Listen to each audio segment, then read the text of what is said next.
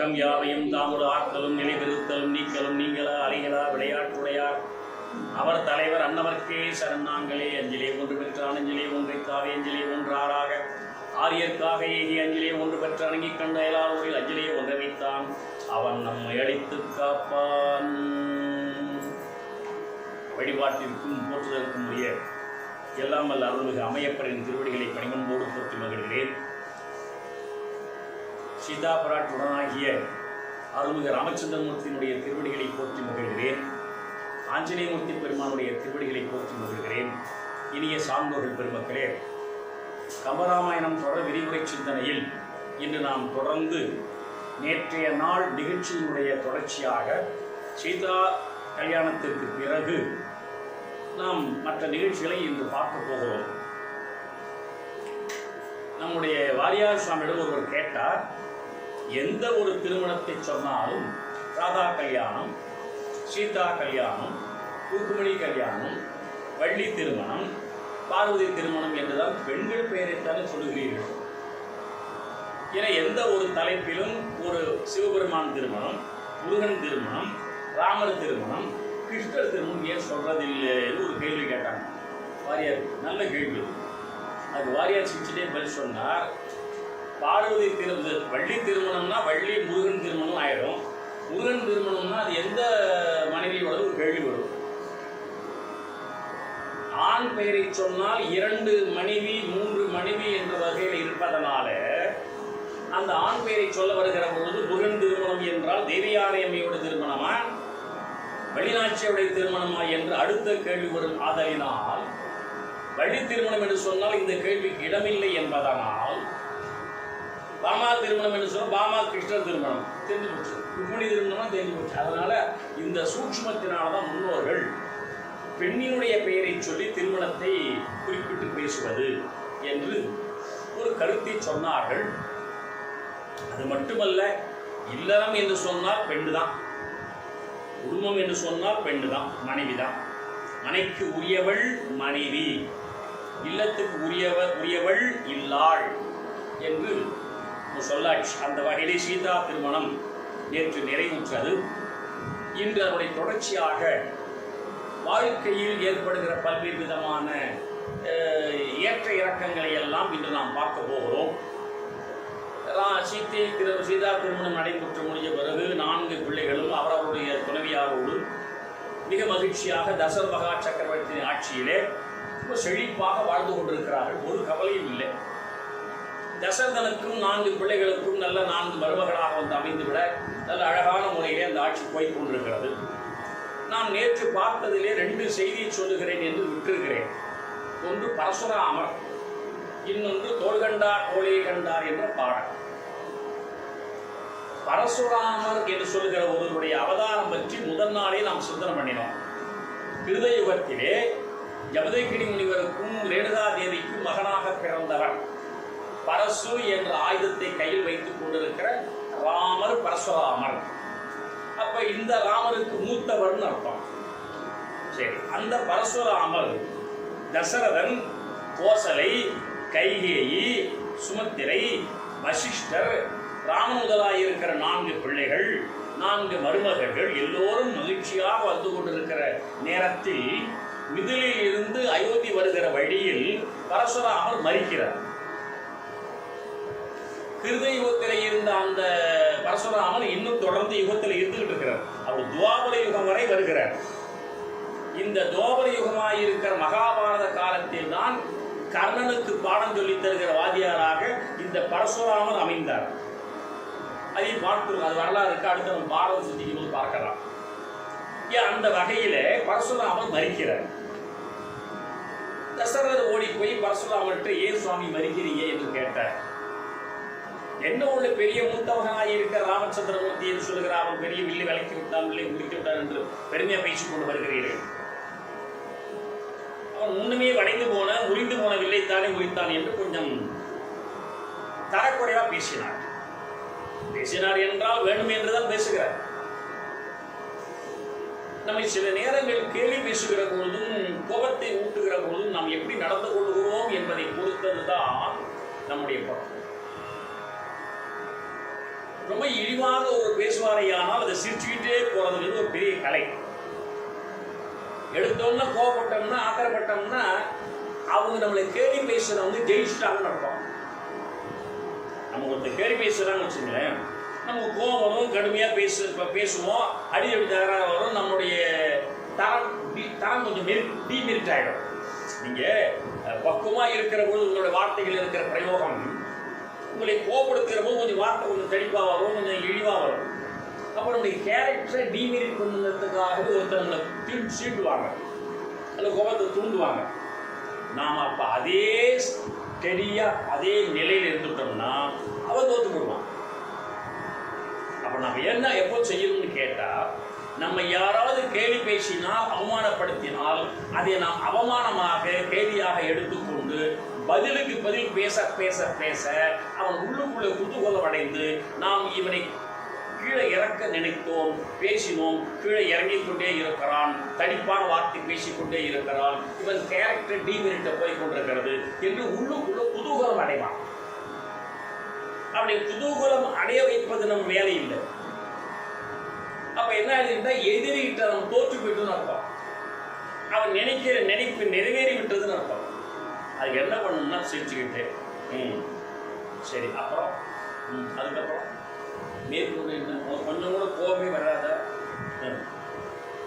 வேற அப்புறம் வேற என்ன விஷயம், உன்னை இவ்வளவு கடுமையாக ஏசுகிறேன், கொஞ்சம் கூட உனக்கு கோபமே வரவில்லை, என்ன காரணம், அடுத்த விஷயம் அப்படிங்கிற சிரிச்சுக்கிட்டே அடுத்த வார்த்தை சொன்னா, நீ பேசுற வார்த்தையெல்லாம் என்ன வந்து தாக்கினாதான் வருத்தப்படும். நீ ஒரு அம்பு எய்கிறாய், அது என் உடம்பில் பட்டால் எனக்கு வலிக்கும். நீ ஒரு வார்த்தை எய்கிறாய், அது என் உள்ளத்தில் பட்டால் எனக்கு வலிக்கும். நீ எய்கிற அம்பு என் உடம்புல படலை, நீ எய்கிற வார்த்தை என்ற அம்பு என் உள்ளத்தில் படலை. ஏனென்றால் அந்த வார்த்தையின் அந்த சொல் பரிமாணம், சொல் பொருள் என்னை சாராது என்று நான் விலகிக் கொண்டேன். அப்ப அந்த சொல் திரும்ப உங்ககிட்ட தான் வரும். நீ என்னை கழுதை என்றால் நான் இந்த கழுதை என்ற சொல்லுக்கு நான் பொருத்தமில்லை, நான் அதுக்கு பாத்திரம் இல்லை. நான் என்னை விலக்கி கொண்டால் அந்த சொல் திரும்ப ஓட்டத்தானே வரும். அதில் நான் ஏன் அதுக்காக கோவப்படணும், அது புரியவனாக இருந்தால் தானே நான் கோவப்படணும் என்று சொன்னார்.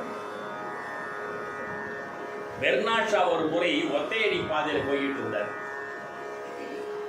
ஒத்தையடி பாதைனா ஒருத்த தான் நடக்கலாம். எதிரில் ஒரு முட்டாள், அடிமுட்டாள் ஒருத்தன் வந்துகிட்டு இருந்தான்.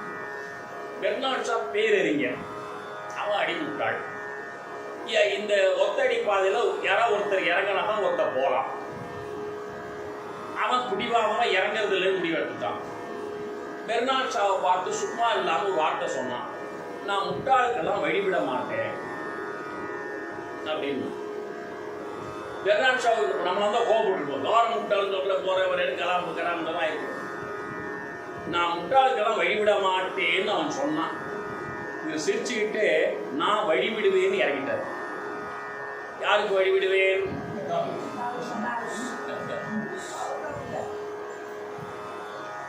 இது மாதிரி நம்மை கேள்வி பேசுவதை சந்திக்கிற ஆற்றல் வேண்டும், சந்திக்கிற அறிவு வேண்டும். இப்ப என்ன பண்ணிட்டாருன்னா அந்த பிரச்சனையை தீர்த்து விட்டார். கீழே இறங்கிட்டாரா, அவன் போயிட போறான், அடுத்து மேலே ஏறி கொடுக்குறாரு. அவன் சொன்ன வார்த்தை இது சொல்லாமலே அவனை சொல்ல வச்சுட்டாரு. முட்டாளுக்கு வழிவிட மாட்டேன்னு சொன்னாவன் நான் வழிவிடுவேன் இறங்கிட்டான். ஆட்டோமேட்டிக்காக அவன் முட்டாளாயிடுறான். இது மாதிரி நம்முடைய அறிவு திறமையினால், நம்முடைய பக்குவ திறமையினால் அந்த அவமானப்படுத்துகிறவர்களை நம்ம அவமானப்படுத்த வேண்டுமே தவிர நாம் திரும்ப திரும்ப கோபப்படக்கூடாது. வள்ளுவ பேராசிரியர் ஒரு அருமையான கதை சொன்னார், இடும்பைக்கு இடும்பை படுப்பர்கள் இடும்பைக்கு இடும்பை படாதவர்னு ஒரு குறள்.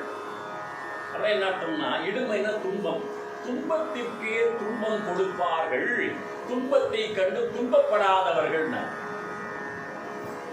இது ஒரு அருமையான உளவியல். அதனால நம்ம வாழ்க்கையில நம்ம அதை தெரிஞ்சுக்கணும். பரசுராமர் வேணும்னே ராமரை அவமானப்படுத்துவதற்காக நில்லடா என்று பேசுற, நீ முதலியே முறிஞ்சு போன வில்ல தான் முடிச்ச என்றெல்லாம் ரொம்ப கேவலம் பேசினார். தசரத மகா சக்கரவர்த்தி ஓடி போய் பரசுராமர் காலில் விழுந்து என் மகன் இப்பதான் கல்யாணம் பண்ணிட்டு வர்றான், அவனை போய் அவமானப்படுத்தி பேசாதீங்க என்றெல்லாம் கெஞ்சுறார் தசரதர். உடனே ராமர் சொன்னார், அப்பா அப்பா இங்க வாங்க, நீ ஓரம் இல்லை, நான் இவரை சந்திக்கிறேன்னு சொன்னார். இப்போ நான் என்ன பண்ணணும்னு கேட்டார் பொறுமையா ராமர். நீ ஒடிந்து போன வில்லைத்தான் ஒடித்தாயே தவிர பெருசா ஒன்றும் வில்லை குடிச்சுட்டு நினைச்சிட்டு வராத. உனக்கு அப்படி ஒரு பெரிய ஆற்றல் இருந்தால் இந்த ஏன் வில்லை நீ வளைச்சு பாருங்க. கொண்டான அந்த வில்லை வாங்கினார் ராமர். அதனால அழகா வளைச்சு அம்பு எடுத்தார். இப்போ நான் வில்லை வளைச்சுட்டேன்னா ஒரு அம்பு எய்யாம விட மாட்டேன். இப்போ நான் வில்லை வளைச்சுட்டேன், நீ கொடுத்ததில்லை, என் கையில் இருக்கிற அம்பை எடுத்து வச்சிருக்கிறேன், இதுக்கு இலக்கு என்ன சொல்லு அப்படின்னா, இந்த அம்புக்கு கோல் என்ன நீயே சொல்லு அப்படின்னா பரசுராமர். பரசுராமர் சொன்னார், நான் இது நாள் வரை செய்த தவத்தை எல்லாம் நீ உன்னுடைய வெற்றியினால் எடுத்துக்கொள் அப்படின்னா. உடனே ராமர் அம்பு போட்டது மாதிரி போட்டு இந்த பரசுராமுடைய தவ வலிமையெல்லாம் இவர் பக்கம் ஒருபடியே பண்ணிட்டார். இப்ப இதிலேருந்து என்ன நடந்ததுன்னு கேட்டா, பரசுராம அவதாரத்தில் வந்த திருமால் ராமாவதாரத்தில் வந்த அதே திருமால் இவர் வைத்துள்ளது கேட்டார், அதுபடி பரசுராமர் அவராம் வர்றார், இவர் வர்றாருன்னு. நவராத்திரியில் ஒரு சிவாஜி 9 இடத்துல வெளியாங்க. அப்பயே தசாவதாரம் நடந்திருக்கு. தசாவதாரம் நவராத்திரி டபுள் ஆகிட்டு ட்ரிபிள் ஆகிட்டு நடந்துருக்கு. இவங்க பண்ணும்போது இறைவன் கடவுள் பண்ண முடியாதா? இல்லை. உடனே அந்த பரசுராமர், நான் இதுவரை பெற்றிருந்த தவ வலிமையெல்லாம் நீ உன்னுடைய அம்புக்கு இலக்காக எடுத்துக்கொள் அப்படின்னார். உடனே அம்பு போற மாதிரி போட்டு அத்தனை தவ வலிமை வாங்கிவிட்டார். இது ஏன் செய்தார் பரசுராமர்னு கேட்டா, ராமாவதாரத்தில் இவருடைய கோல் என்னன்னா ராவண சம்ஹாரம்.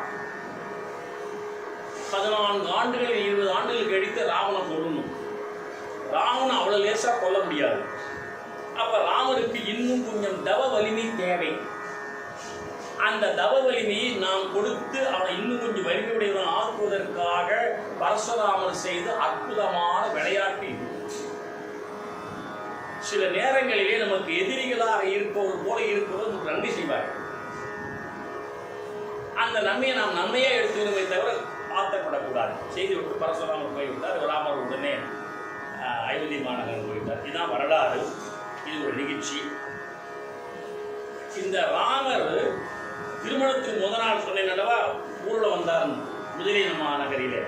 தோல் கண்டார் தோளே கண்டார், தொடுகடல் கமலமன்ன தாள் கண்டார் தாளே கண்டார், தடக்கை கண்டார் வந்து பால் கொண்ட கண்ணார் யாரை வடிவினை முடிய கண்டார் சொன்னவர். அதுக்கு முன்னாடி கம்மன் ஊழ் கண்ட சமயத் அண்ணான் உருவு கண்டாரை ஒத்தார்னு ஒரு பாட்டு. அப்படின்னா என்ன அர்த்தம்னா, மிதிலி மாநகரிலே தேரிலே போய்கிட்டு இருக்கிற ராமனை 3 வகையாக அந்த பெண்கள் எல்லாம் சூழ்ந்து கொண்டு ஒவ்வொரு குரூப்பும் ஒவ்வொரு உறுப்பை பார்த்தது.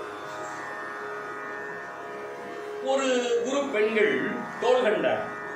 தோலை பார்த்தால் என்ன அர்த்தம்னா, இந்த தோழினால்தான், இந்த தோழி புஜ பராக்கிரமத்தினால்தான் தாடகை என்ற அரக்கையை கொன்றார், அந்த புஜம் இது என்று தோல் கண்டார், தோழியை கண்டார்.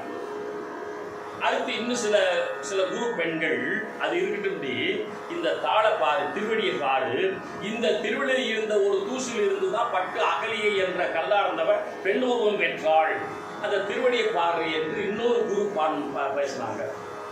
இன்னொரு குரூப் அதெல்லாம் இருக்கட்டும், அதெல்லாம் எங்கேயும் நடந்தது. நம்ம நாட்டுக்கு வந்து சிவதனுசி என்ற வில்லை விளைக்க வேண்டிய நிலையில் இருக்கிற அந்த வில்லை உருட்டு போட்டு நம் நாட்டு இளவரசியை நாளை காலை மனம் செய்து கொள்ள போகிறானே, இந்த ராமனுடைய தடக்கை, இந்த கை ஆற்றலை பாருங்கள் என்று கையை பார்த்தார்களாம். இந்த 3 உறுப்புகளை அந்த நாட்டு பெண்கள் பார்த்தோடைய பின்புலம் என்னவென்றால் 3 வரலாற்று நிகழ்ச்சிகள். ஒன்று தாடகை வதம், இன்னொன்று அகலிகை மோட்சம், 3வது சீதா திருமணம், சிவதனுசு முடிச்சு.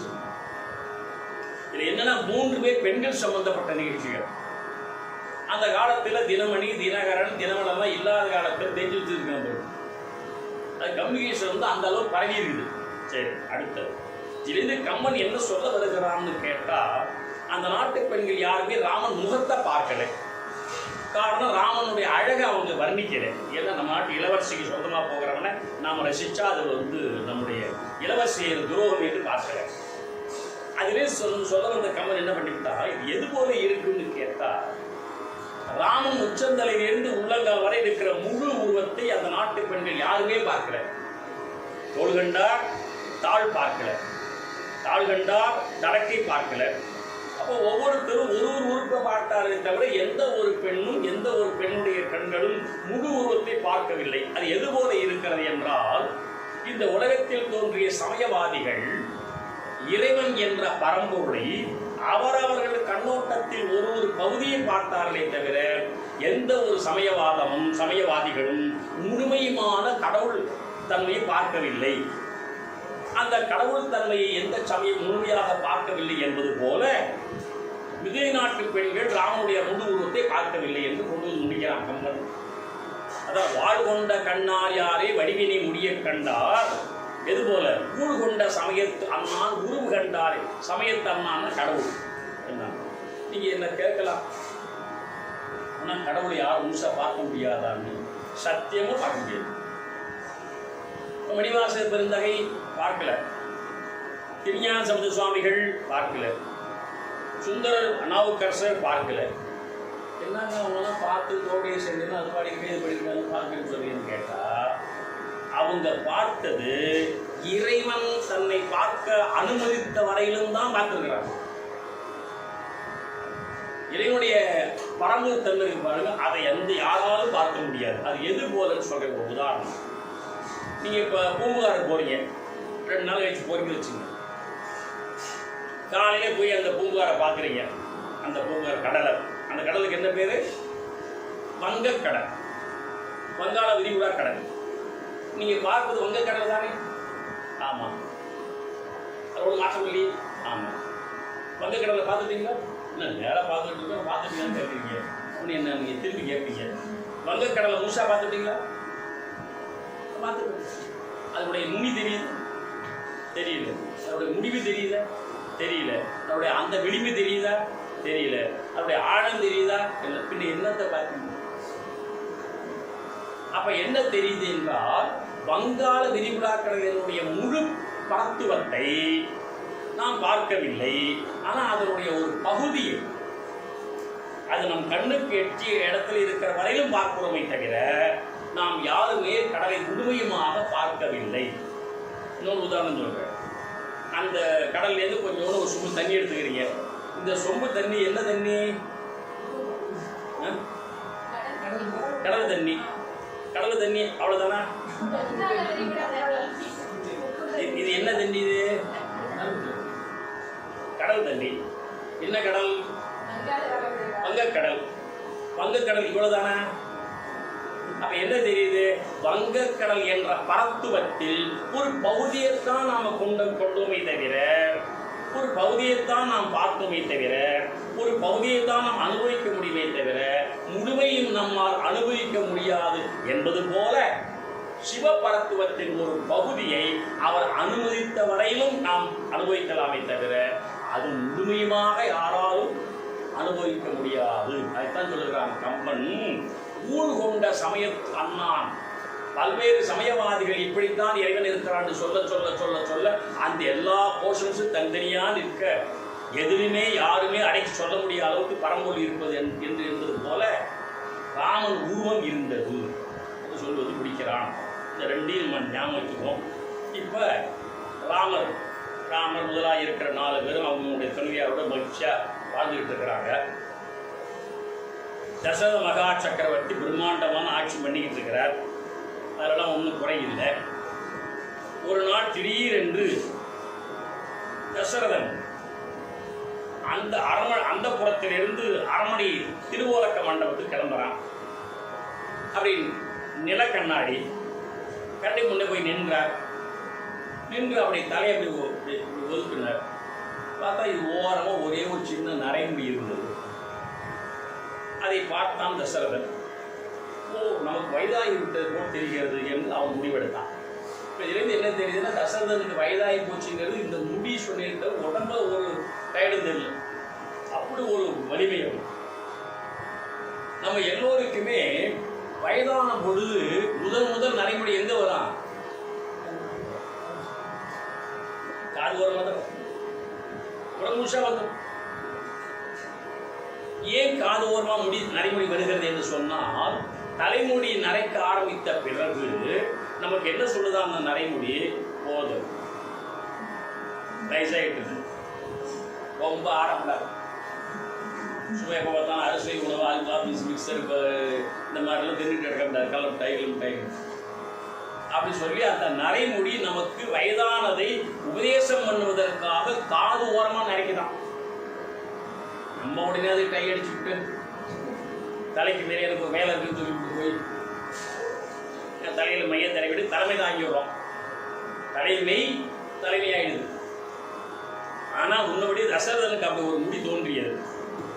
உடனே தசரன் முடிவெடுத்துட்டான், வயசாகி போச்சு, நமக்கு இந்த மேலும் அந்த ஆட்சியில் இருக்கக்கூடாது. ஒன்றுனால என் மன்னராட்சி காலத்தில் வாழ்கிற தசரதன், அவனுக்கு சட்டமன்றம் கிடையாது, நாடாளுமன்றம் கிடையாது, பாராளுமன்றம் கிடையாது, செக்ரட்டரியேட் கிடையாது, எதிர்கட்சி பேப்பர் எந்த விமர்சனமும் கிடையாது, நிருபர்கள் யாரும் பேட்டி காண முடியாது. ஆனால் அவனா முடிவெடுக்கிறான், எனக்கு திரும்பி அந்த ஆட்சி வேண்டாம். அது மாதிரி நம்ம நாட்டில் முடிவெடுத்த அரசியல் தலைவர் யாரு? காமராஜர். எத்தனை வருஷம் முதலமைச்சராக இருந்தாரு? 9 வருஷம்.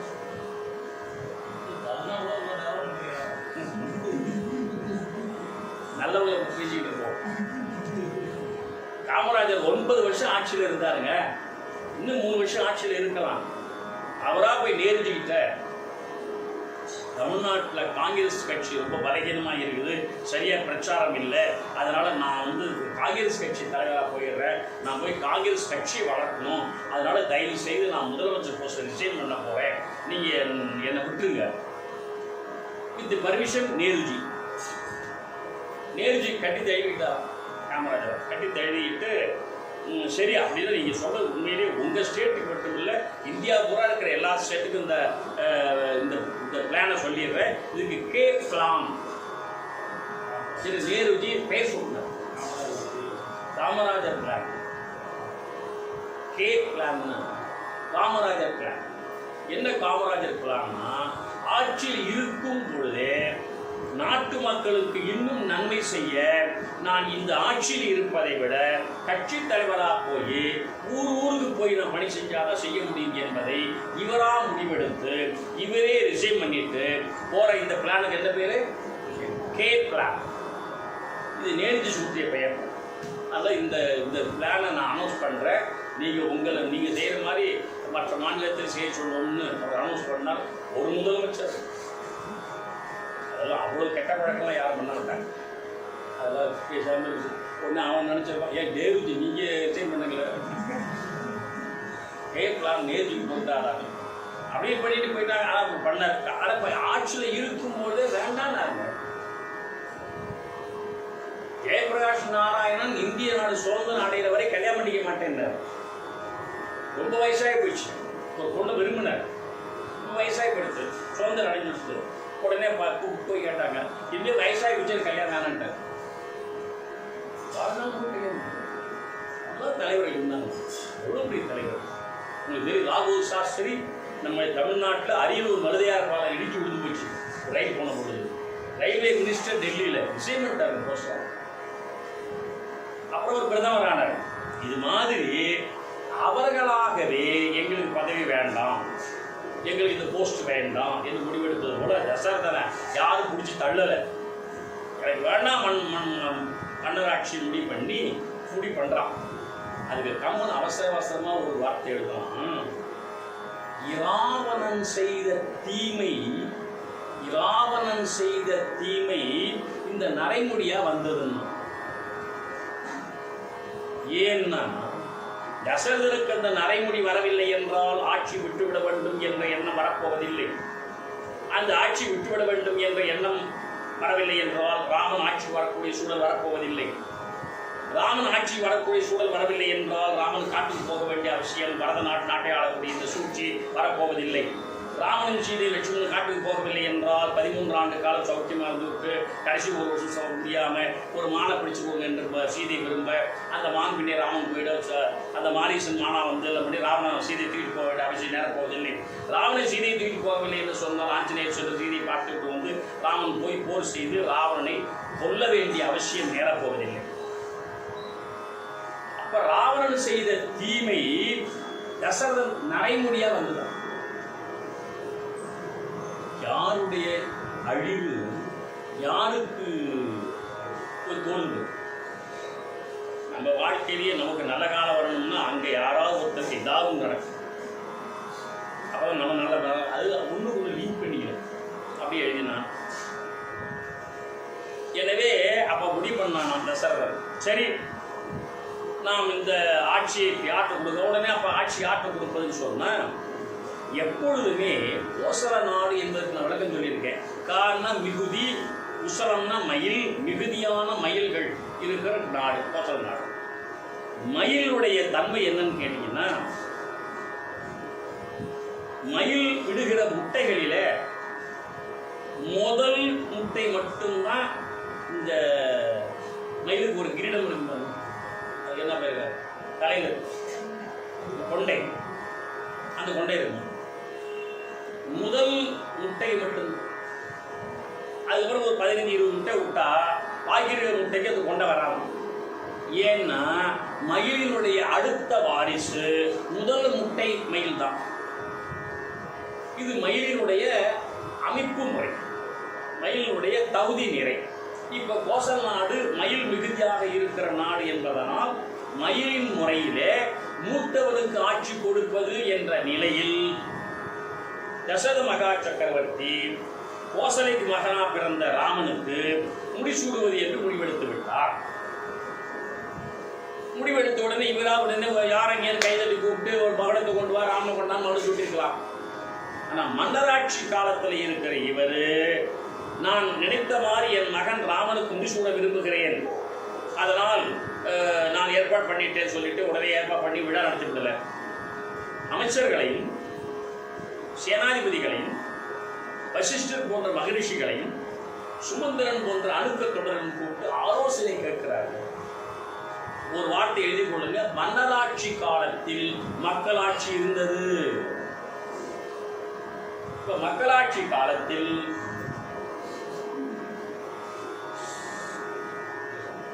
இப்ப தெரியா எவ்வளவு டிஃபரெண்ட் ஆயிடுச்சு நாடுன்னு. மன்னராட்சி காலத்தில் மக்களாட்சி. அபிப்பிராயம் கேட்கிறாங்க தசரதன், என் மகனுக்கு கொடுக்கலாமா? கேட்கணும் அவசியம். ஆனா இன்னைக்கு மக்களாட்சி காலத்தில் இவனா சொல்லிவிடுறான், எனக்கு அப்புறம் என் வாரிசு என் மகன் தான். யார் கேட்டு சொல்றான்? அதனால தான் ஃபெயிலியர் ஆயிடும். உடனே கூப்பிட்டு கேட்டான். யாராவது கூப்பிட்டு கேட்கலாம்? வசிஷ்டர், சுமந்திரன், படைத்தலைவர்கள், அமைச்சர்கள், மற்ற மற்ற புலவர்கள் எல்லாரையும் உட்கார வச்சு ஒரு பெரிய சபையை கூட்டி சொல்றான். அப்ப கம்பன் அமைச்சர்னா யாருன்னு சொல்றாங்க. அமைச்சர் எப்படி இருக்கணுமா, ஏதாவது தன்னுடைய தலைவனாக இருக்கிற அரசர் ஒரு செய்தி சொன்னான்னா தப்புன்னா தப்புன்னு சொல்லணும். அவன் அமைச்சர்.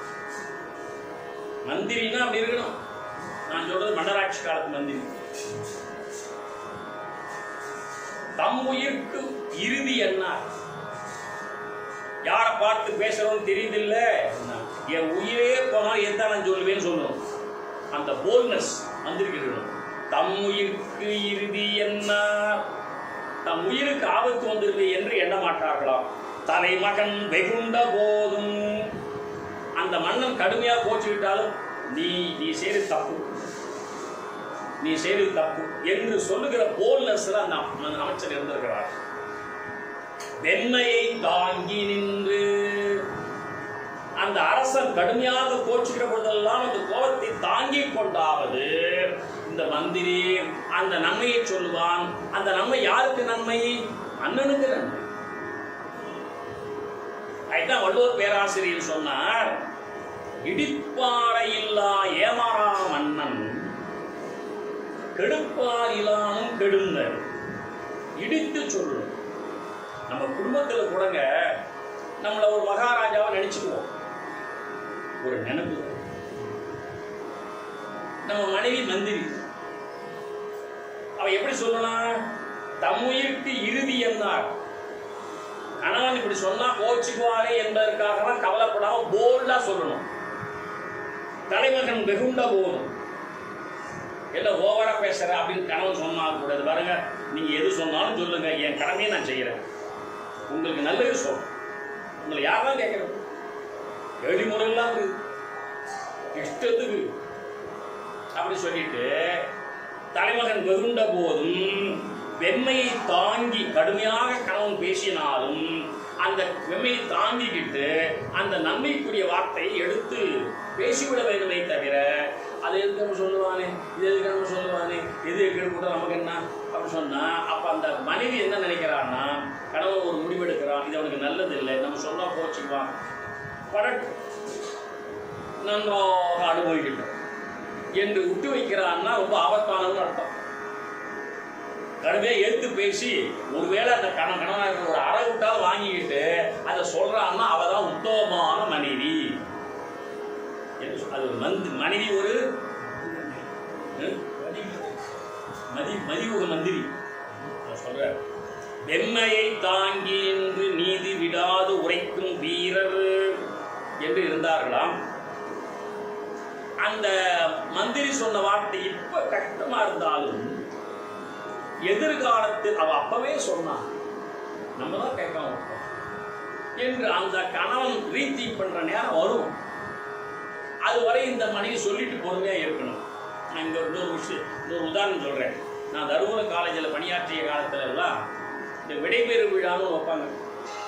எதுனா அந்த மாணவர்களுக்கெல்லாம் அந்த சென்டாப்ல 3ஆம் மணி ஊருக்கு வெளியே படிச்சுட்டு முடிச்சுட்டு போவான்.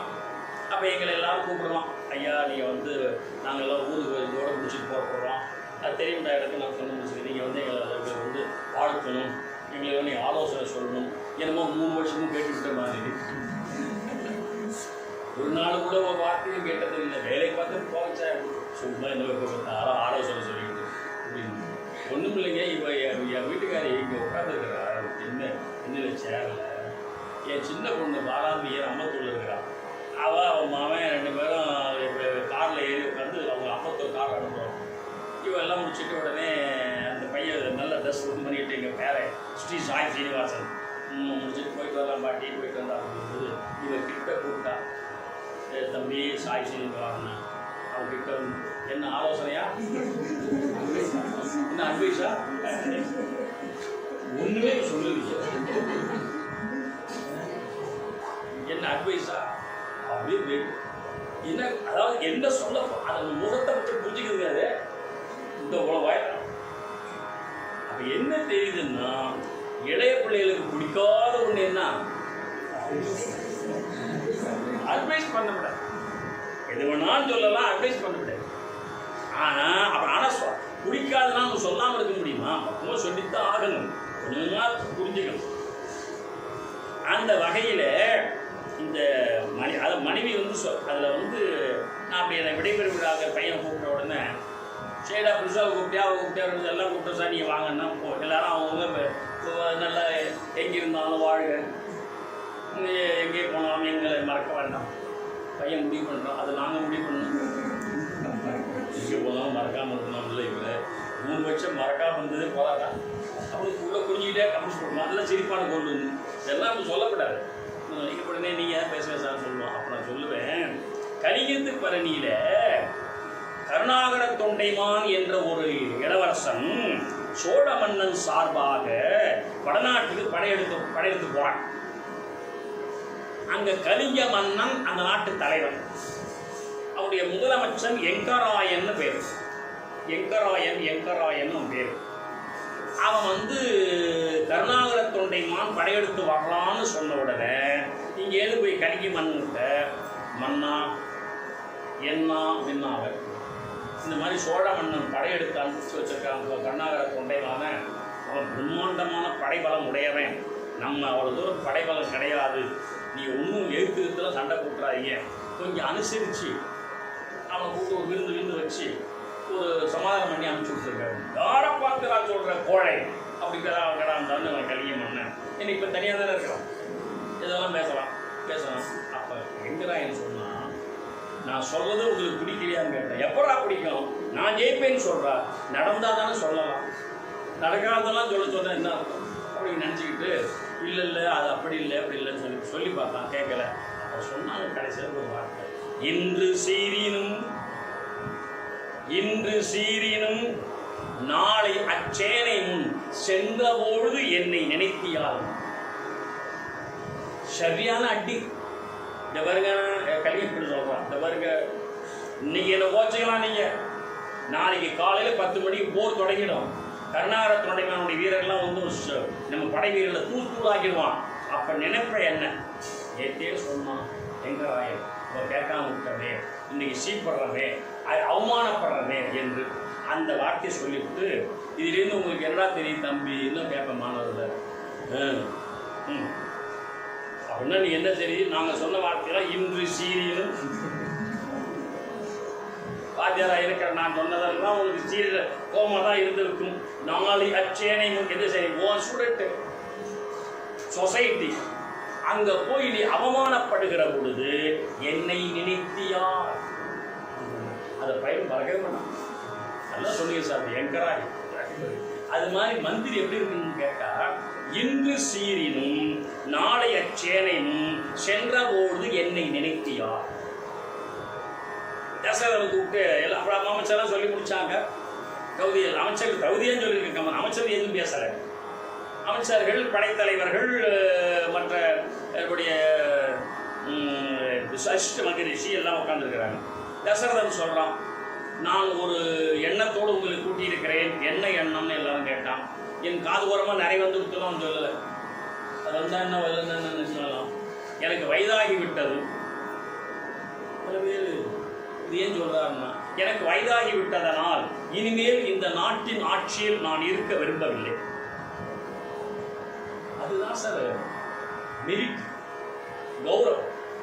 எனக்கு வயதாகிவிட்டது, என்னால் கரெக்டாக முடிவெடுக்க முடியாது எதையும். அதனால் என் ஆட்சியை நான் விட்டுவிட்டு என் மூத்த மகன் ராமனுக்கு கொடுக்கலாம் என்று எண்ணுகிறேன். உங்கள் கருத்து என்ன? ஓப்பனாக கேட்குறான். உடனே அங்கே இருக்கிற அமைச்சர்கள், அங்கே இருக்கிற படைத்தலைவர்கள், அங்கே வசிச்சதை என்ன சொல்லியிருக்கலாம், ரொம்ப சந்தோஷம் அப்படின்னு அர்த்தம். நீ முன்னாலே போயிருக்கலாம், போன வருஷமே நிச்சயம் பண்ணிட்டு போயிருக்கலாம் ஆட்சிக்கு அப்படின்னு அர்த்தம் ஆயிடுங்கிறதுனால, ராமனை ஆட்சி வர போறான் மகாராஜா, நீங்க ஆட்சி விட்ட போறீங்க ஐயோன்னு சொன்னான்னா வர ராமனை பிடிக்கலன்னு அர்த்தம். இப்ப அங்க இருந்த அமைச்சர்கள், படைத்தலைவர்கள், வசிஷ்டர்லாம் என்ன எண்ணினார்கள் என்று ஒரு கேள்விக்கு கப்பல் ஒரு அற்புதமான விஷயம் சொன்னா, அவர்கள் மகிழ்ந்தார்களா என்று கேட்டா, ராமன் வர்றதை மகிழ்ந்தார்கள், தசரதன் போறத போனதை போட்டுன்னு முடிப்பட்டான்னு அர்த்தம்னா தசரதன் மேல பாசம் இல்லைன்னு ஆயிடும். தசரதன் போறதை கேட்டு ராமன் வரத்தை மகிழ்ச்சி அடையாமல் ரொம்ப கண்ணா, அப்புறம் ராமனை பிடிக்கணும். என்ன தெரியுதுன்னா, அவர்கள் மகிழ்ந்தார்களா வருந்தினார்களா என்ற கேள்விக்கு கம்மன் ஒரு விடை சொன்னான். 2 கன்று குட்டிகள் பெற்ற ஒரு பசுமாடு ஒரு நேரத்தில் என்ன பாடுபடுமோ அப்படி இருந்தார்கள்னா, 2 கன்றினுக்கு இறங்கும் ஓர் ஆ என இருந்தார்கள். ஆனால் பசு அப்படின்னா என்ன அர்த்தம்னா, பசுமாடு இருக்குது, அது 2 கன்றுக்குட்டி போட்டுது. ஒரு கன்றுக்குட்டியை தும்பு திரிச்சு விட்டான். வேகமாக ஓடி வந்து மடியில் வாய் வச்சு முட்டி பால் குடிச்சிது. கொஞ்ச நேரம் கழிச்சு அந்த கன்றுக்குட்டி பிடிச்சி இழுத்து கட்டுறான் அந்த மாட்டு சொந்தக்காரன். அந்த பசுமாடு அந்த கன்றுக்குட்டி உத்து பார்க்குறது ஏக்கமாக. அந்த கன்றுக்குட்டி பார்த்து பத்தமாக போகுது. இப்படி ஒரு பொழுது கட்டிவிட்டான்.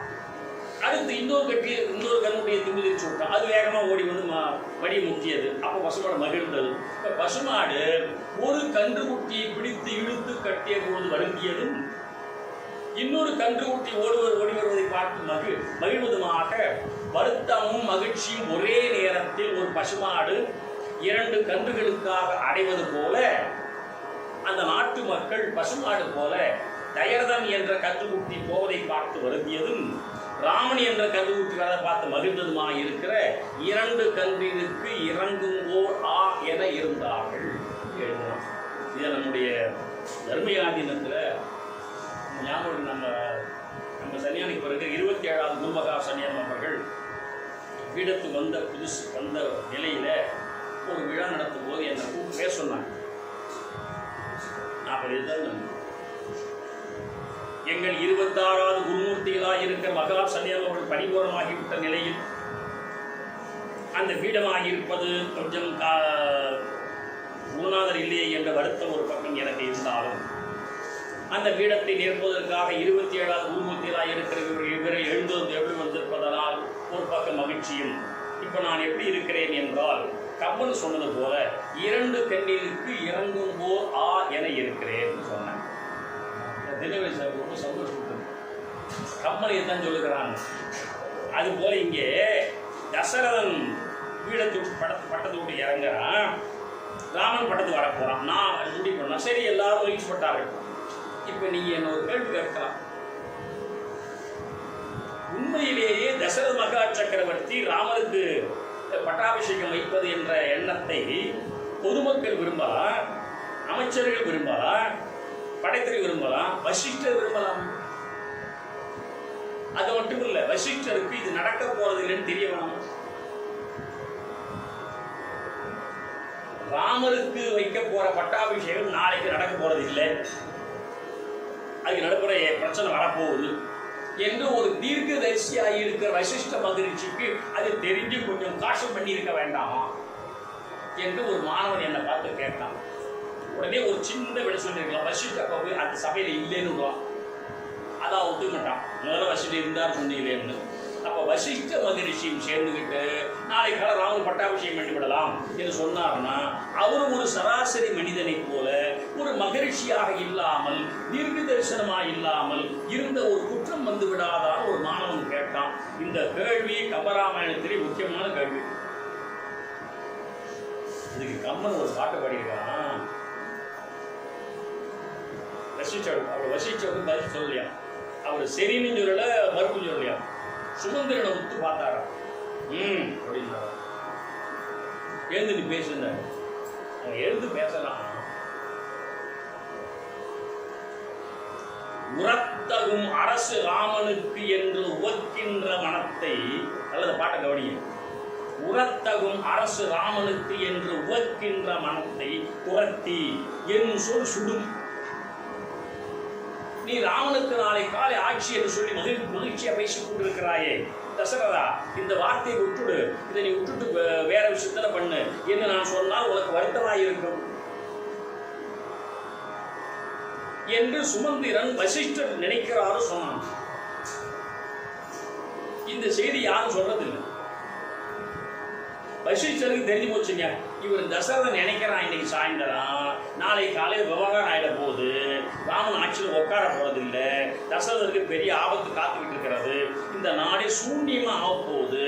இதை தெரிஞ்சுக்காம தசரதன் இவ்வளவு மகிழ்ச்சியா பேசிக்கிட்டு இருக்கிறான். இது தெரியாம இவங்க எல்லாம் சேர்ந்து 2 கண்ணீருக்கு இறங்கும் ஒரு என்று மகிழ்ந்து இருக்கிறார்கள். இது நடக்க போவதில்லை என்று மகரிஷியாக இருக்கிற வசிஷ்டருக்கு புரிஞ்சு போச்சு. அதனால் அவர் சொல்லாமல் இதை சொன்ன சுமந்திரனை விட்டு உரத்தகும் அரசு ராமனுக்கு என்று உவக்கின்ற வனத்தை துரத்தின பெரியரா விட்டுடு என்று சொல் சுடும். சரி, அடுத்த வார்த்தை, மூத்தவனுக்கு ஆட்சி கொடுக்க வேண்டும் என்ற முறை இருப்பதனாலும் அதையும் மாற்ற முடியாது என்றும் எனக்கு புரிகிறது. நான் ஆட்சியுடன் நிற்கிறாய், விதியின் வலிமையை யாரால் வெல்ல முடியும்? இந்த பாட்டு முக்கியமான பாட்டு. இது பெரும்பாலும் யாரும் மேடையில் சொல்றது இல்லை. ஏன்னு கேட்டீங்கன்னா, விதிப்படிதான் நடக்க போகுது. நீ விரும்புற போற வர்றதெல்லாம் இருக்கட்டும், ஆனா எது நடக்குமோ அதான் நடக்கும்.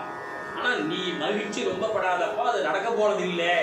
அதை எடுத்தோன்னு அமங்கலமா சொல்லக்கூடாது என்பதனால் வசிஷ்டர் பிரசாரம் விட்டு சுமந்தரை விட்டு ஒரு வார்த்தை சொல்ல சொன்னாராம். இது தசரதனுக்கு அந்த நேரத்துல காதல் ஏறலை. ஏன் ஏறலாம்? ஏறுனா அவன் திருந்திடுவான். நம்மளை ஏன் இங்க எல்லாம் இவ்வளவு கடுமையா ஏசறான்னு ஒரு கேள்வி கேட்டா, ஒரு பகுன் கேட்கலாம், அதுக்கு ஒரு தீர்வை சொல்றான். திருந்திடுவோமா? ஒரு கடத்துல, அதாவது கடுமையாக பேசுற வார்த்தையை கேட்டுட்டு ஏன் இப்படிலாம் பேசிட்டு போறாங்க, திட்டிட்டு போறாங்கன்னு கேட்டா திரிந்துடுவோமா அப்படிங்கிற மாதிரி. இப்ப தசரதனுக்கு அந்த வார்த்தை காதுலயே விழுங்க. ஒன்று புரிஞ்சுங்க, விதி ஜெயிக்கணும் என்றால் கேட்கக்கூடிய காது கூட செவிடாயிடும், பார்க்கக்கூடிய கண்ணு கூட கூடாயிடும். பேச வேண்டிய வார்த்தையை பேச வேண்டிய இடத்துல பேசாம வந்துடும், உண்மையாயிடும். இது விதி ஜெயிக்கிறது. எல்லாம் மகிழ்ச்சியாக தசரதன் சொல்லிட்டான். உடனே அந்த அமைச்சர்களை அழைத்து நாளை காலை அது உடனே என்ன பண்ணிவிட்டான் தசரதன், அவசர அவசரமா ஒரு நாளை பார்த்துருக்கலாம்.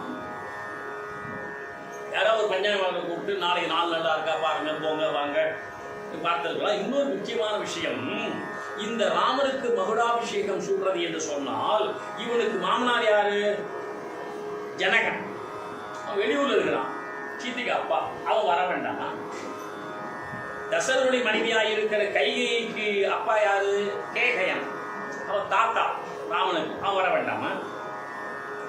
ராமன் தம்பி பரதனும் சத்துருக்கும் ஊர்லயே இல்லை, கேகை நாட்டில் இருக்கிறான் 2 பேரும் தாத்தா வீட்டுல. அவனுக்கு வர வேண்டாமா? எதை பத்தியுமே கவலைப்படாம தசரதன் நாளைக்கு காலையில் ஆட்சி நோடு கூட்டுறது முடிவு பண்ணதுக்கு என்ன காரணம்? அவ்வளவு என்ன அவசரம்? இது சில மர்மங்கள். பாலிடிக்ஸ்னாலே மர்மம். இப்ப இந்த முடிவை ஏன் தசரதன் அவ்வளவு சீக்கிரமா நாளைக்கே எடுக்கிறான்னா, நாளைக்கு எடுக்காம ஒரு 10 நாள் கழிச்சு எடுத்திருந்தான்னா கொஞ்சம் எல்லாம் காம்ப்ரமைஸ் ஆகி ஒருவேளை ராமன் ஆட்சியில் உட்கார்ந்தாலும் உட்காரலாம். ஆனால் பரதன் வந்து ஆட்சி ஒத்துக்கு போறது இல்லை. ஆனா என்ன பண்ணிவிட்டான் தசரதன், ஏதோ ஒரு ஆர்வ உந்துதலிலே, அளவிறந்த ஆர்வத்தின் உந்துதலிலே, மிகுதியான ஆர்வத்தில் நாளைக்கே மகுடாபிஷேகம் முடிவுட்டான். தண்டனை போட்டுட்டான். ஊர் மக்கள் தண்டனை போட்டாச்சு. இதனால் சகலமான பேர்களுக்கு தெரிவிப்பது என்னவென்றால் முடிஞ்சு போச்சு. எல்லாம் அவன் குச்சியாயிட்டான். அவனுக்கு வேணும்னு தெரியாது. அவங்க வீட்டு வாசலில் தண்ணி தெளிச்சு கோலம் போட்டு எல்லாம் போட்டு பெரிய தோரணம் கட்டி ஆச்சு பூச்சி எல்லாம் பண்ணி மறுநாள் காலையில் எல்லாம் உத்துறவுக்கெல்லாம் எடுத்து வச்சு நல்லா ரெடி ஆகிட்டாங்க தோரணம் வைக்கிறது. அதான் நடந்ததுங்க. எல்லாரும் அந்த அந்த கோசல நாட்டில் அயோத்தி மாநகரில் ராமர் நாளை பட்டாபிஷேகம் வந்து உட்கார போறாரு சொன்ன உடனே எல்லா உயிர்களும் குதூகலம் அடைந்தன, ஒரே ஒரு உயிரை தவிர. அங்க 1,00,000 பேர் இருந்தாங்க. அயோத்தி மாநகரத்துல 1,00,000 பேர் மகிழ்ந்தார்கள், ஒருத்திய தவிர. இப்ப ஜெயிச்சது ஒருத்தியா 1,00,000 பேரா? ஒருத்தி தான். இல்லையே ஒண்ணு தெரிஞ்சுங்க, நமக்கு 1,00,000 பேர் சப்போர்ட்டா இருந்தாலும் ஒருத்தி பகையா இருந்தால் லைஃப் ஸ்பாயில் தான். என்ன பண்ணணும், யாரையுமே பகையாக்கி விடாது. ஒரு சின்ன சிறு குச்சி கூட பல்குத்து உதவும் சொன்ன மாதிரி மேல்மருவத்தூர் ஆதிபராசக்தி கோயில்ல ஒரு வரி எழுதியிருக்கிறார். நீ பொது தொண்டு செய்ய புறப்படுவதாய் இருந்தால் யாரையும் அலட்சியப்படுத்தி விடாதே, அவன் கிடக்கிறான் செல்லா காசு என்று ஒதுக்கி விடாதே, செல்லா காசிலும் செம்பு உண்டு மகனே.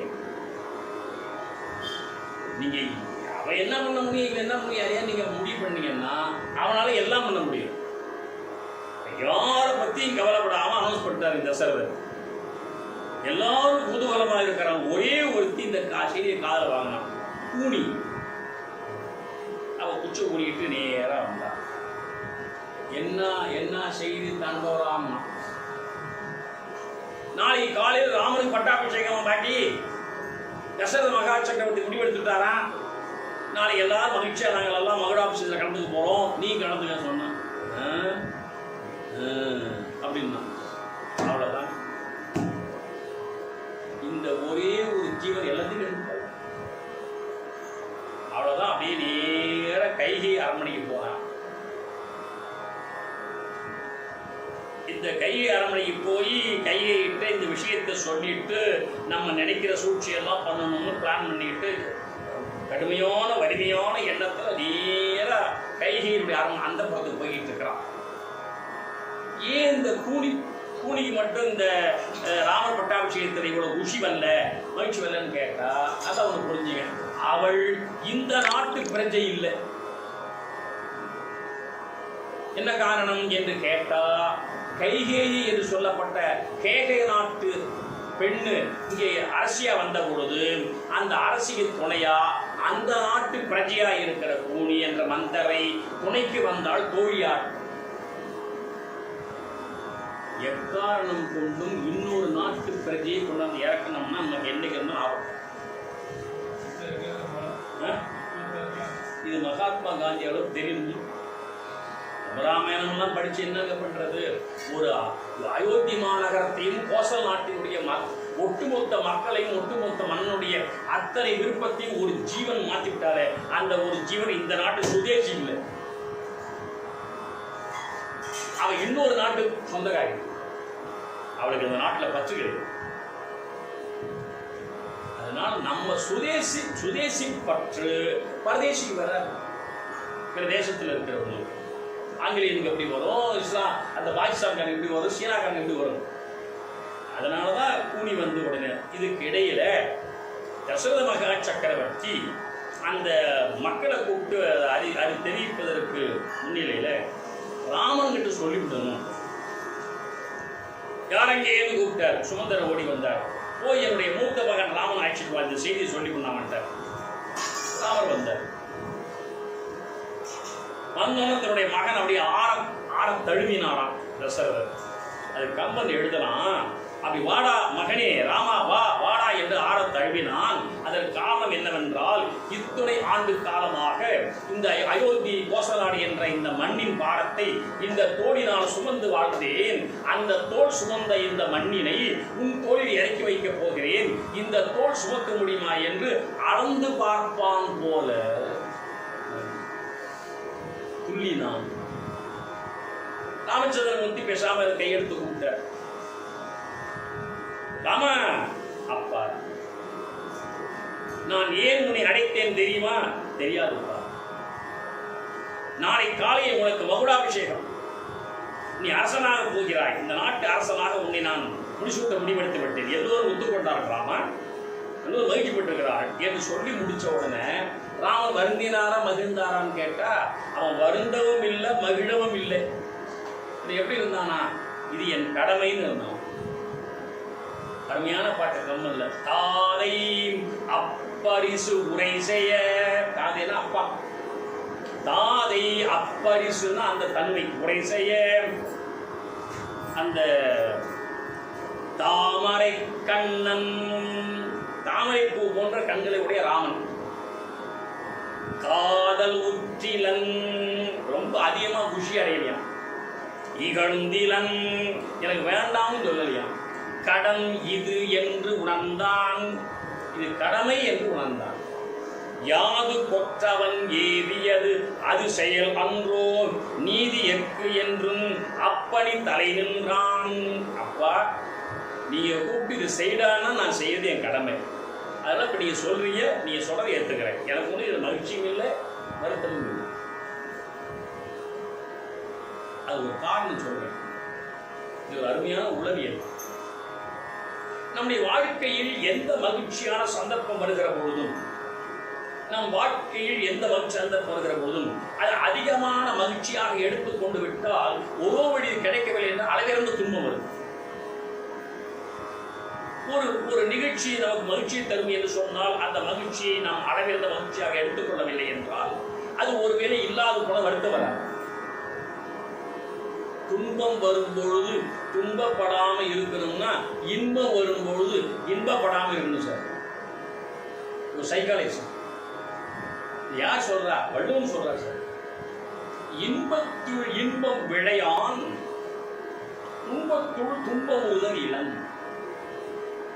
இன்பம் வருகிற பொழுது மகிழ்ச்சியாக ரொம்ப குதூகலமாக சந்தோஷமாக இல்லாம வந்துட்டோம்னா வருத்தம் வரும்போது ஒன்றும் கஷ்டப்பட மாட்டோம்.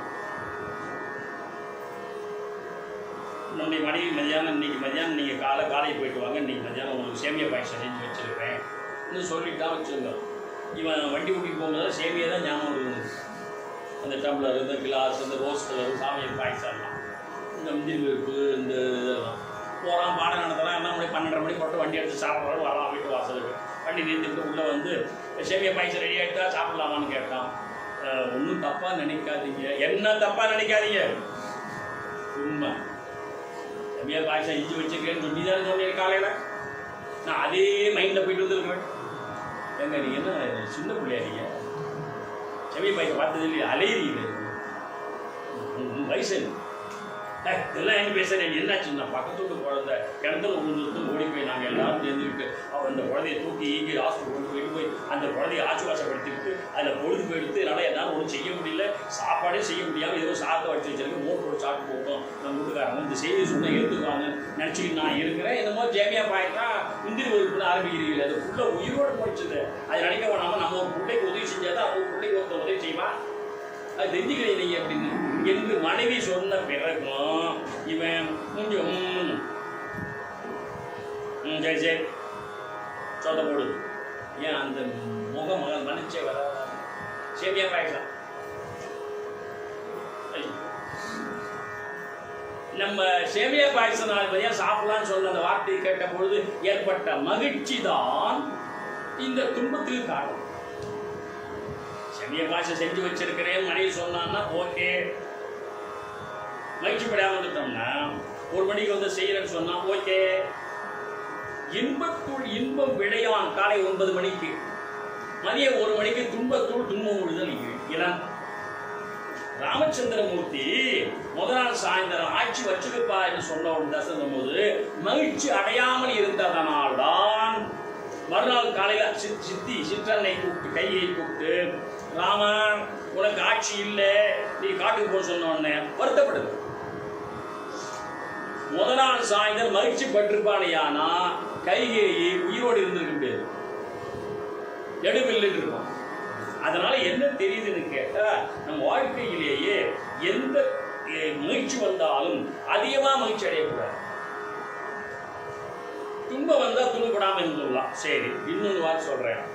இந்த பாட்டை தாதை அப்பரிசு உரை செய்ய அப்பா அந்த வார்த்தையை சொல்ல தாமரை கண்ணன், தாமரை போன்ற கண்களில் உடைய அந்த ராமச்சந்திரமூர்த்தி காதல் உற்றிலன் மகிழ்ச்சி அடையவில்லை, இகழ்ந்திலன் வருத்தப்படவில்லை, கடன் இது என்று உணர்ந்தான். கடன்னா பழைய கால வார்த்தை கடமை. எங்க தெரிகிறது? என் கடன் ஒருத்தன் சொல்றான் என் கடன் இந்தியன் பேங்க் லோன். இல்லை, கடன்னா லோன் அர்த்தம் இருக்கலாம்டா, பழைய காலத்தில் கடமைன்னு அர்த்தம். ஒரு நாள் ஒரு கிராமத்தில் மணம்பேடு போயிருக்கும்போது ஏதோ ஒருத்தர் வந்து அங்கேயே கேட்டார், வயசான மாய்ச்சி குழந்தைகளுக்கு ஏதாவது ஒரு உதவி செஞ்சு ஏதாவது பொருளாதாரத்தை ஏதாவது உதவுங்க. அதுக்கு என்ன ஏன் கவலைப்படுறீங்க? நீங்கள் பேங்க் வாங்க, நான் உங்களுக்கு கடை வாங்கி தர்றேன் சொன்னேன். நாளைக்கு வேணால் இந்தியன் பேங்க் ஆக்சுவல் மேனேஜர் தெரிஞ்சு வருதாங்க. அப்போ சொல்கிறான் அந்த பொம்பளை, கடன்லாம் வேண்டாம், லோன் தான் வாங்கி கொடுங்க. நான் சொல்றேன் இல்லை, லோன்னா திரும்பி கட்ட வேண்டாம், கடன் தான் கட்டணும். அவர் முடிவோடு இருக்கான். லோன் தான் கட்டுறது இல்லை, கடன் தான் திரும்பி கட்டணும். அது மாதிரி கடனுங்கிற அர்த்தம் இங்கே இல்லை. கடன் அர்த்தம் கடமை. இன்னொரு அர்த்தம் சொல்கிறேன், கடன்னா நீங்கள் லோன்னே அர்த்தம் பண்ணீங்க. கடன் என்ன அர்த்தம்? இன்னொருத்தருக்குரிய பொருள் நம்ம வீட்டில் இருந்துட்டு திரும்ப வாங்கிட்டு போயிட்டா என்ன பேர்? கடன். ராமன் என்ன ஞானி அல்லவா, என்ன நினைக்கிறான்? அப்பா இன்னைக்கு சாயந்தரம் ஆட்சி வச்சுக்கன்னு சொல்றா, ராத்திரி 10 மணி நேரம் இந்த ஆட்சி எங்கேயும் இருக்கிற மாதிரி ஒரு பாவனையில் இருக்கும்.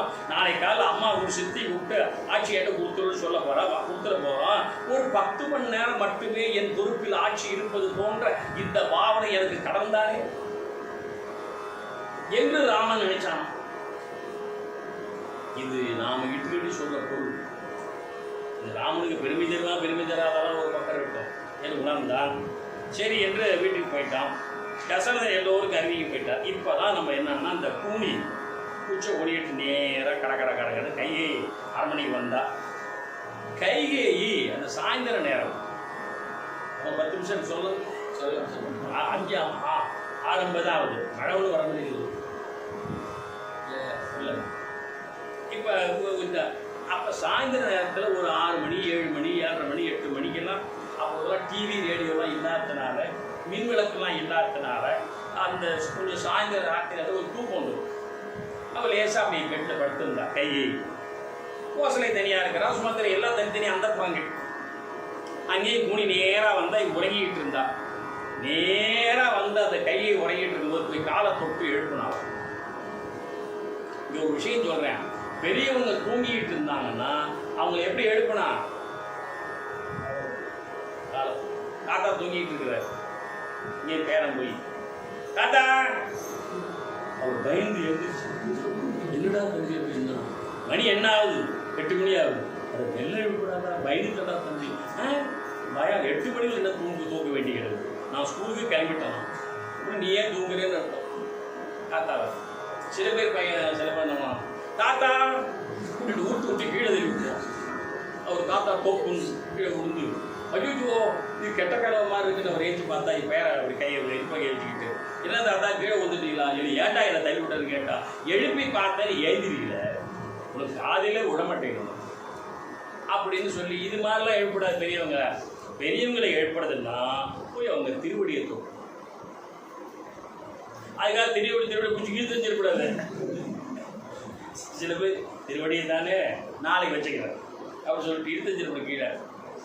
திருவடி இப்படி திருவடி தொட்டு எழுப்புறாங்க இந்த கூனி போய் கைகை, ஏன்னா கை அரசி இவன் தோழி தானே, அது தோழினா அந்த லெவலில் இருந்துருக்கிறான், வேற ஒன்றும் இல்லை. அது போய் தொட்டு எழுப்பினான். அப்போ எழுதலாம் கம்பன், அவள் தொட்டு எழுப்பினாள் இல்லை, தீண்டி எழுப்பினாள். தீண்டாலும் உணர்ந்த தெய்வ கற்பினாள். தெய்வ கற்பியாரு கைகை. அவன் ஏஞ்சுட்டா. யாரு தீண்டினா? கூனி போய் தீண்டுறான். கூனி தொட்டால் தானே, ஏன் தீண்டினான்னு கம்மன் சொன்னானா, தெரியாம சொல்லிவிட்டானான்னு இல்லை, அப்படி அர்த்தம் இல்லை. தீண்டினான்னு அர்த்தம்னா இவ தொட தொட தொட அந்த விஷம் உள்ளே ஊடுருவி விட்டது. தீண்டல் என்ற வார்த்தை தமிழிலே பாம்பு தீண்டதான் தீண்டல். மாடு முக்கியது, நாய் கவ்வியது, தேள் கொட்டியது, மனிதன் அடித்தான், பாம்பு தீண்டியது. தீண்டல் என்ற வார்த்தை கொடுமையான வார்த்தை, தொடுதல் அல்ல. அதனாலதான் திண்டில் என்ற மனைவி என்ன பண்ணா, தன் கணவன் தன்னை தொட வந்தது, தீண்டாலும் எம்மை தீண்டுவீராயன் அப்படின்னு அர்த்தம். ஒரு கணவன் தன்னை தொட வருவது தனக்கு தீண்டுதல் போன்று இருக்கிறது என்று கருதியதுதான் வெறுப்பு. இதை சொல்லிக்கிட்டு இருந்தாங்க வகுப்பில். ஒரு நாள் பையன் எழுந்திரிச்சு, சார் ஒரு கேள்வி கேட்கலாமா, கேட்கறதுன்னு முடிவு பண்ணிட்டு, அப்புறம் என்னடா பர்மிஷன் வேறுன்னு சொல்லி சொன்னேன். கொண்டு பசங்களாம் கோல் பண்ணி சிரிச்சாங்க. சரி கேள்றா அப்படின்னேன். அப்போ தீண்டல்லாம் மோசமானது தானே. அவன் எப்பவுமே திரும்ப ஒன்று கேட்குறான்னா நம்ம மாட்ட வைக்க போகிறான்னு அர்த்தம். கையில் சும்மா கேட்க மாட்டான். அப்போ தீண்டல்லாம் மோசமானது தானே. ஆமாம். தீண்டல்லாம் விஷம் கேட்கறதா. ஆமாம். மக்கள் மெய் தீண்டல் உடற்கு இன்பம், மற்றவர் சொற்கேட்டல் இன்பம் செவிக்குன்னு ஒரு குரல் பாடியிருக்காரு திருவள்ளுவர். இந்த நாள் தான் நடத்துறீங்க.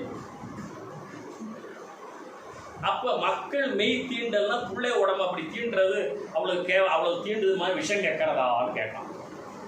இல்லை வள்ளுவருக்கு தீண்டலுங்கிற வார்த்தைக்கு அந்த அர்த்தம் தெரியாதான்னு கேட்டான்.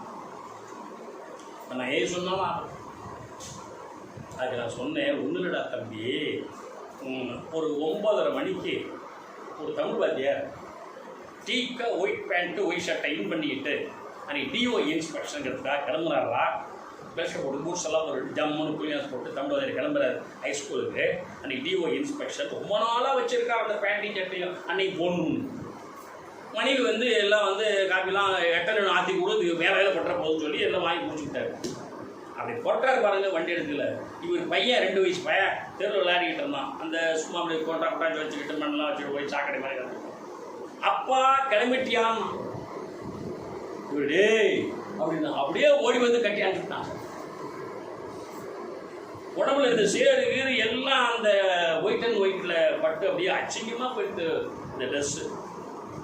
மணி உடனே ஏன்டா அப்படி பண்ண, அப்பா வேறு ட்ரெஸ்ஸு வெளியே இருந்தேன்னா, அப்பா ஆஃபீஸ்க்கு பள்ளிக்கூடத்துக்கு கிளம்பிட்டாரான்னு சொல்லி அவன் திரும்ப கட்டி பிடிக்கிறான். இப்போ நான் உங்களுக்கு ஒன்று சொல்கிறேன், அந்த பையன் தொட்டது உங்களுக்கு தீண்டலா தொட்டலா? தொடுதல் தொடுதல் தான். ஆனால் என்ன ஆட்சி கிடைச்சிருக்காத? என்ன சொல்ல வர்ற திருவள்ளுவர் உளவியல் ரீதியா, பையன் நம்மளை தொடுவது ஒரு தீண்டுதல் அளவுக்கு ஆபத்தா இருந்தாலும்,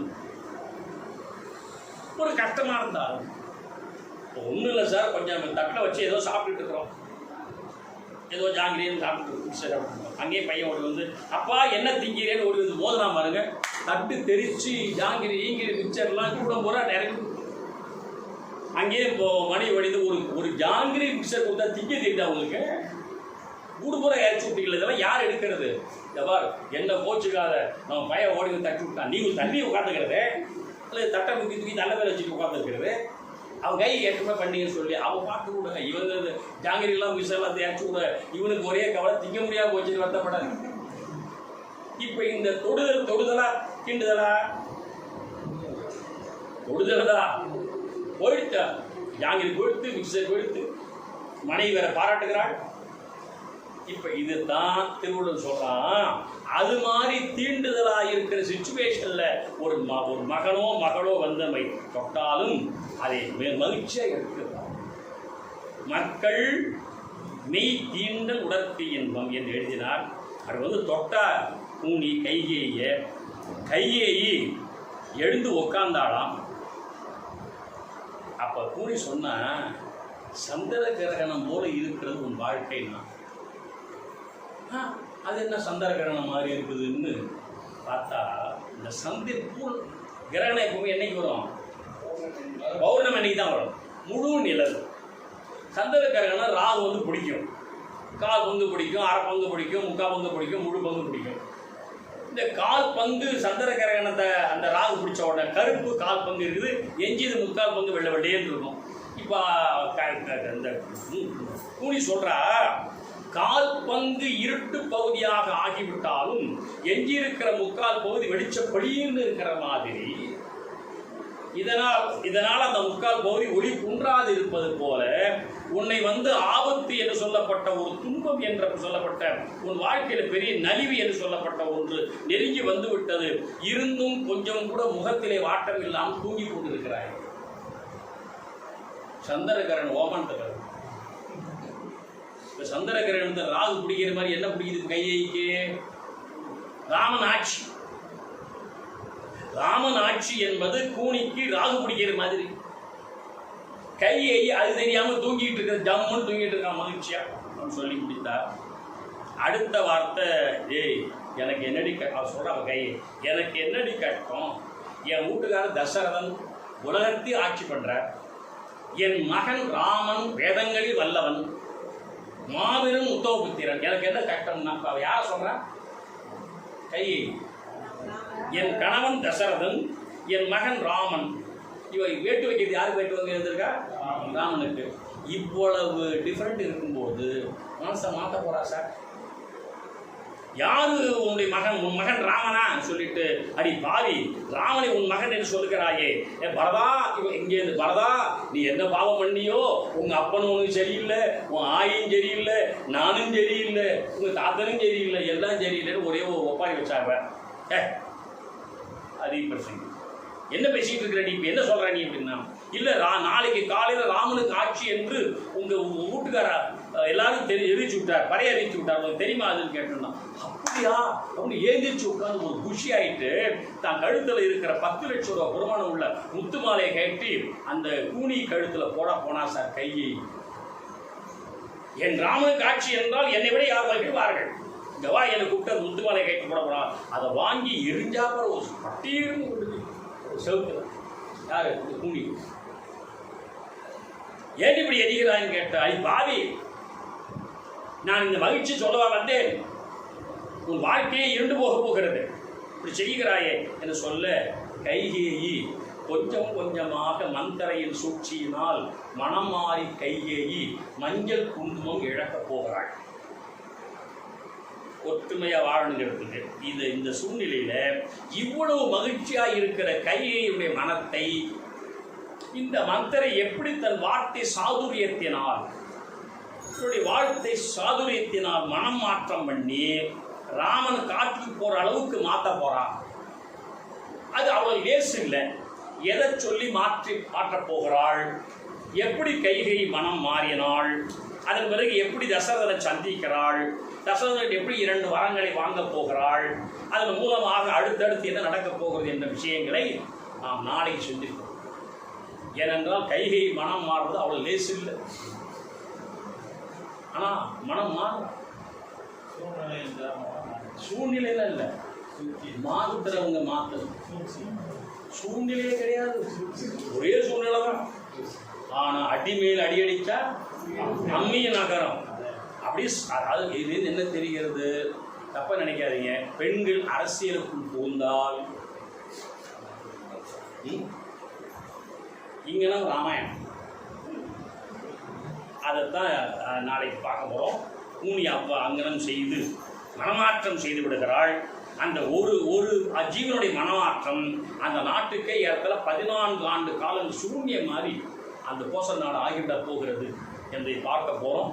அது நாளைக்கு அந்த கூனியினுடைய சொல்லாற்றலும் கைகையினுடைய மனமாற்றமும் இதனுடைய விளைவு காரணமாக இருக்கிற பல்வேறு விஷயங்களை எல்லாம் நாளை சிந்திப்போம் என்று முக்கியமான கட்டம் நாளைக்கு கைகை மனமாற்றம், அதை நாளை சிந்திப்போம் என்று தெரிவித்து, இந்த வகையிலே ராமன் பட்டாபிஷேகம் ஏற்றுக்கொண்டாலும் ராமன் பட்டாபிஷேகம் ஏற்றுக்கொள்ளவில்லை என்றாலும் அவன் பெருமைதான் என்ற வகையிலே அவன் பதவி தொடர்ந்து காது நோக்கி போகிற அந்த நிகழ்ச்சிக்கு பிறகுதான் அவனுடைய பெருமை முழுமையுமாக வெளியே வரப்போகிறது. அவன் மட்டும் காட்டுக்கு போகவில்லை என்றால் ஒரு குகன் கிடைத்திருக்க மாட்டான், ஒரு சுக்ரீவன் கிடைத்திருக்க மாட்டான், ஏன் ஒரு ஆஞ்சநேயர் கிடைத்திருக்க மாட்டார், ஒரு விபீஷன் கிடைத்திருக்க மாட்டான். ராமன் என்ற தலைவனுடைய மிகப்பெரிய தியாகம் நமக்கு தெரிந்திருக்காது என்பதனால் துன்பம் வருகிற பொழுதுதான் நம்முடைய கேரக்டர் வெளிப்படும் என்பதை புரிந்து கொள்ளலாம் என்பதை தெரிவித்து, அது குறித்த சிந்தனைகளை நாம் நாளைக்கு சிந்திப்போம் என்று கூறி இந்த அளவிலே நிறைவு செய்து கொள்கிறேன். நன்றி, வணக்கம். சீதா பிராட்டியுடனாய் இருக்க ராமச்சந்திரமூர்த்திக்கு ஜெய். இந்த வீடியோ உங்களுக்கு பிடிச்சிருந்ததுன்னா லைக் பண்ணுங்கள், ஷேர் பண்ணுங்கள், சப்ஸ்கிரைப் பண்ணுங்கள். கண்டிப்பாக கீழே இருக்கிற பெல் ஐக்கானை கிளிக் பண்ணுங்கள். உங்களுடைய கமெண்ட்ஸை கீழே இருக்கிற கமெண்ட் பாக்ஸில் போடுங்க. நன்றி.